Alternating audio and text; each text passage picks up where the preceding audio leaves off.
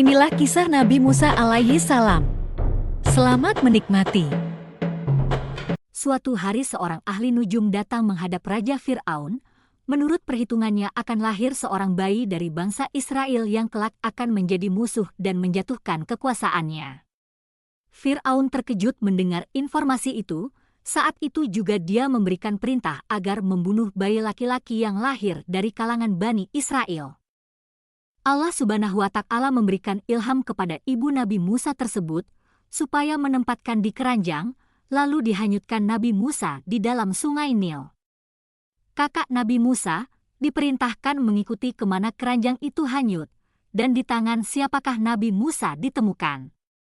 Ternyata keranjang itu ditemukan oleh putri Raja Fir'aun. Kemudian, setelah tahu isinya adalah bayi, mereka bawa ke hadapan ibu mereka yakni istri Fir'aun yang bernama Asyah.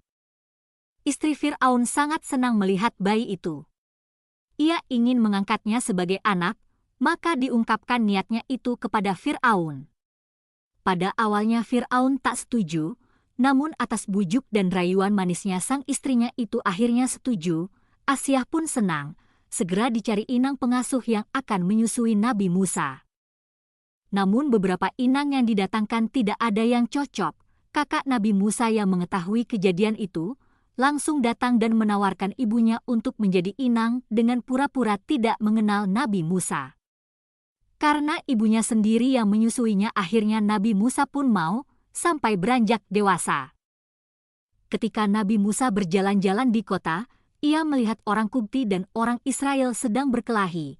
Karena keadaan tak seimbang Nabi Musa membela orang Israel. Orang Qibti tidak mau diajak damai, Nabi Musa menjadi marah kemudian orang itu langsung dipukulnya. Sekali tempeleng orang tersebut mati. Hal ini sebagaimana dikisahkan dalam Al-Quran. Kemudian setelah orang tersebut terbunuh, Nabi Musa melarikan diri ke padang gurun. Di padang gurun, Musa bertemu dengan Nabi Syuaib dan menikahi putrinya, Ziporah. Dia menghabiskan beberapa tahun di Midian, menggembalakan kambing dan mencari petunjuk dari Allah. Pada suatu hari, Musa menerima panggilan langsung dari Allah Subhanahu wa Ta'ala melalui semak yang terbakar yang tidak pernah padam. Allah memerintahkan Musa untuk kembali ke Mesir dan membebaskan Bani Israel dari penindasan Fir'aun. Nabi Musa mengadu kepada Allah tentang kekakuan lidahnya, karena ia tidak dapat berbicara dengan fasih. Sehingga diutuslah Nabi Harun dalam menyampaikan berbagai macam dakwahnya. Ketika Allah Subhanahu wa Ta'ala dengan mengutus Nabi Harun sebagai pendamping Nabi Musa dalam dakwah menyebarluaskan agama Islam pada saat itu. Dikisahkan bahwa Nabi Musa tidak begitu fasih dalam berbicara karena kekakuan pada lidahnya. Maka dari itu, Nabi Musa berdoa kepada Allah untuk dijadikannya Nabi Harun, kakak kandungnya sekaligus sebagai teman dalam dakwahnya. Dan jadikanlah untukku seorang pembantu dari keluargaku, yaitu Harun, saudaraku, teguhkanlah kekuatanku dengan adanya dia, dan jadikanlah dia teman dalam urusanku, agar kami banyak bertasbih kepadamu. Quran Surat Qasas 30-33. Nabi Musa dan Nabi Harun pun bertemu dengan Fir'aun yang sombong. Fir'aun yang mengaku dirinya adalah Tuhan, bertanya kepada Nabi Musa, siapakah Tuhan alam semesta ini? Lantas Nabi Musa menjawab yang ditunjukkan kepada Fir'aun dan para pengawalnya, dialah Tuhan langit dan bumi dan segala yang ada di antara keduanya, jika benar-benar kalian mengetahui rahasia kekuasaan ilahi yang tersimpan di dalamnya. Fir'aun menyangkal perkataan Nabi Musa, tidak. Semua itu hanyalah omong kosong belaka. Kau ini Musa dan Harun agaknya kalian berdua telah menjadi gila. Kalian telah berbicara ngelantur tak karuan kemana.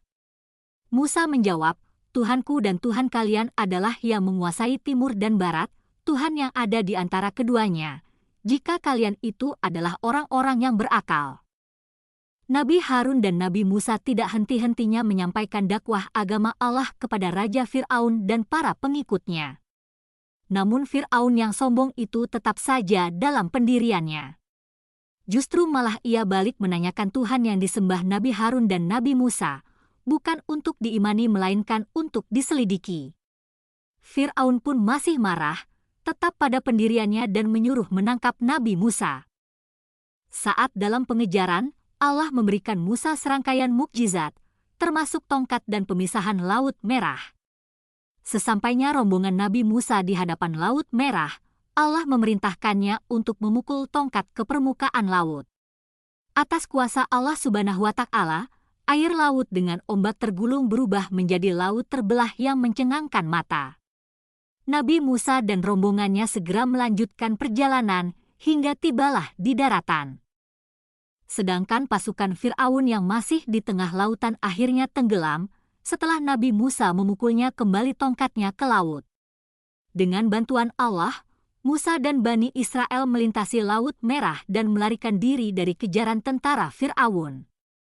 Sampailah di Gunung Sinai, Musa menerima Taurat dari Allah sebagai panduan bagi umatnya.